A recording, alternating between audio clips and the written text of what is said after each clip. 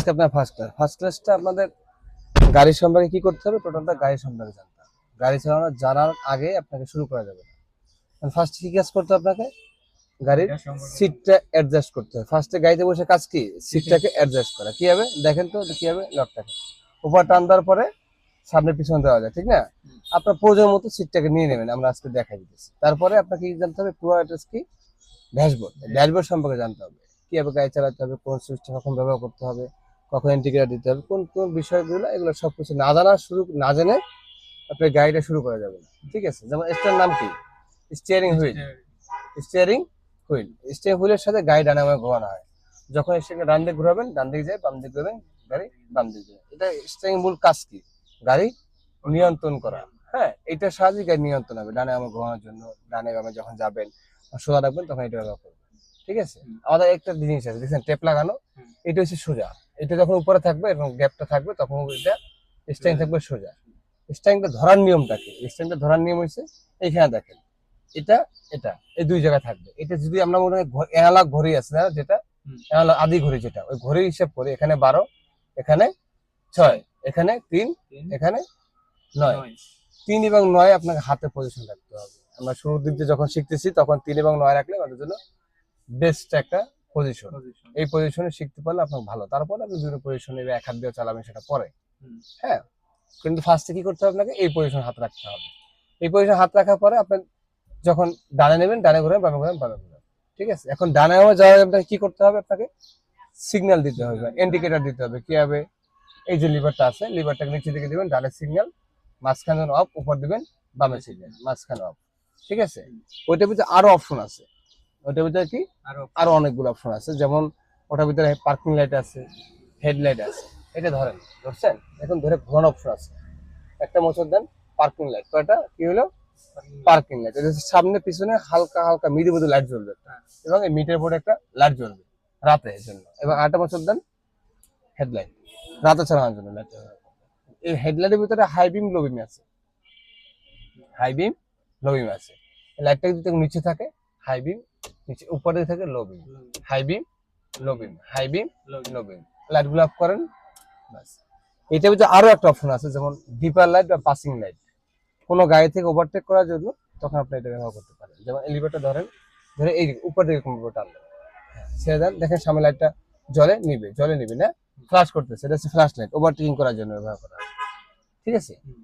এখন ওই সুইচটার মানে কি? এখন এতক্ষণ ফার্স্টে বললাম কি, এটা সিগন্যাল দিতে হবে। নাম হচ্ছে কম্বাইন সুইচ। অনেকগুলো সুইচের কম্বিনেশনই একটা সুইচ, মানে লিভার ব্যবহার করে, কম্বাইন সুইচ বা কম্বাইন লিভার বলা হয়। এটাকে বলা হয় ওয়েপার লিভার। এই যে ওয়েপার, সামনে যে গ্লাসটা আছে, গ্লাসটা পরিষ্কার করে এই লিভারটা ব্যবহার করা। এখানে চাপ দিলে গ্লাস ভিতরে পানি আসবে। এখানে চাপ দিলে কি হবে? গ্লাসের ভিতরে পানি আসবে, গ্লাসটা পরিষ্কার করার জন্য, ঠিক আছে? তারপর গ্লাসটা মোছার জন্য এই লিভারটা নিচের দিকে, লো, মিডিয়াম, হাই। একবার উপরে অফ, লো, মিডিয়াম, হাই। এই 3 স্পিডে কি হবে? গ্লাসটা পরিষ্কার হবে, ঠিক আছে? একবার উপরে অফ। এখন আসেন পায়ের নিচে, দেখেন 3টে জিনিস আছে আপনার। কয়টা? 3টে জিনিস। একদম ডান পাশে যেটা আছে এটা বলে অ্যাক্সেলারেটর, মাঝখানে যেটা আছে এটা বলা হয় ব্রেক, বাম পাশে যেটা আছে এটা বলা হয় ক্লাচ। এখন কোনটা কাজ কি সেটা জানতে হবে। অ্যাক্সেলারেটর কাজ কি? গাড়ি রেঞ্জ বাড়ানো বা গাড়ির গতি বাড়ানো। যত প্রেসার দিবেন তত জোরে গাড়িটা চলবে। ব্রেক কাজ কি? গাড়ি গতি থামানো বা একবারে থামায় জিরো করার জন্য, ঠিক আছে? ব্রেক কাজ কি? গাড়ি থামানোর জন্য বা গতিটা রানিং অবস্থা কমানোর জন্য ব্যবহার করবে। ক্লাচের কাজ কি? ক্লাচের কাজটা হচ্ছে গাড়ির শক্তিটাকে নিয়ন্ত্রণ করার জন্য ব্যবহার করা হয়। যখন আপনি ক্লাচ চাপ দিবেন, তখন ইঞ্জিন এবং চাকার ভিতরে কোনো শক্তি থাকবে না, তখন ফ্রি ঘুরবে, ইঞ্জিন এবং চাকাটা ফ্রি ঘুরবে। যখন ক্লাচটা ছাড়া থাকবে, তখন ইঞ্জিন এবং চাকার ভিতরে একটা শক্তি সঞ্চয় হবে, তখন ইঞ্জিন কি করবে? চাকাটাকে ঘুরে গাড়িটাকে রানিং করবে, ঠিক আছে? এখন কখন কোনটা ব্যবহার করবেন সেটা বুঝতে হবে। অ্যাক্সেলারেটর কখন? স্পিড করার জন্য, ব্রেক থামানোর জন্য। ক্লাচ হচ্ছে গাড়ি দুইটা কাজে ব্যবহার করবেন। ক্লাচটাকে ব্যবহার করবেন। যখন আপনি ব্রেক করতে হবে, আগে আমরা ক্লাচ চাপ দিব, বাম পায়ে দেন, বাম পায়ে ক্লাচটা চাপ দেন, ক্লাচটা জোরে চাপ দেন, চাপ দেওয়ার পরে আমরা ব্রেক পা রাখবো, তাহলে গাড়িটা ব্রেক হবে কোনো প্রকার গাড়ি বন্ধ হওয়া ছাড়া। যদি শুধু ব্রেক দেন, তাহলে কি হবে? গাড়ি ইঞ্জিন অফ হয়ে যাবে এবং সঠিক জায়গায় গাড়িটা দাঁড়াবে না। এরপরে যখন আমরা গিয়ার চেঞ্জ করবো, এটা হচ্ছে গিয়ার লিভার, এটার নাম কি গিয়ার লিভার। গিয়ার লিভারটা যখন চেঞ্জ করবেন গিয়ারটাকে 1 2 3 4 5 যতবার গিয়ার কমাবেন বা বাড়াবেন তখনই আপনাকে কি করতে হবে, ক্লাসের চাপ দিয়ে গিয়ারটাকে চেঞ্জ করতে হবে।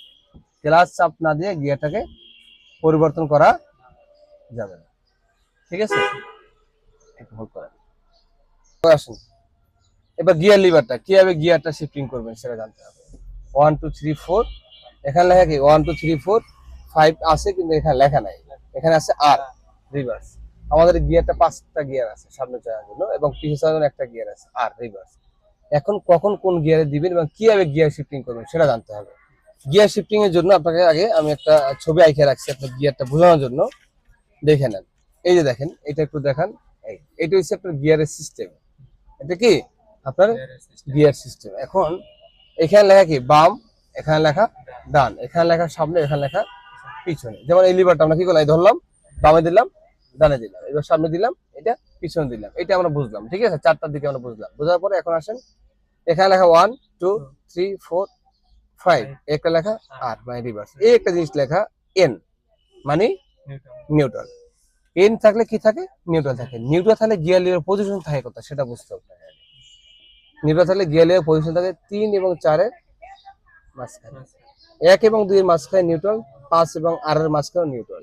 কিন্তু যখন পজিশন নিউট্রাল থাকে তখন এই গিয়ার লিভারটা অবস্থান করে 3 এবং 4 এর মাঝখানে, এইখানে। তাহলে লিভারটা ধরেন আমরা এইখানে আছি, এখান থেকে সামনে দিয়ে ধাক্কা দেন, কত হলো 3 নম্বর গিয়ার হলো। মাঝখানে নিয়ে এসে আমরা আবার কত হলো নিউট্রাল, কোনো গিয়ার নাই, জিরো না, নিচে দিকে টান দেই আমরা, কত হলো 4। মাঝখানে নিয়ে আসি নিউট্রাল, সামনে দেই 4, সরি নিউট্রাল 3 নম্বর, আবার নিউট্রাল করেন, নিচে দেন 4 নম্বর গিয়ার, নিচে নিউট্রাল করেন, বাস। এখান থেকে বাম দিকে প্রেসার দেন, সামনে দেন, কত হলো 1।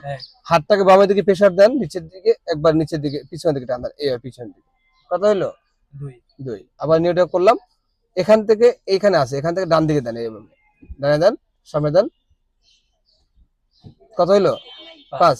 আবার এই জায়গায় নিয়ে আসেন, ছেড়ে দেন, এবার এই ডানে দিয়ে নিচে দিলে রিভার্স, ব্যাক গিয়ার, নিউট্রাল করেন। এখন এই রিভার এই গিয়ারটা তো বুঝলেন, এবার গিয়ারটা কখন কত নম্বর গিয়ার দিবেন সেটা বুঝতে হবে।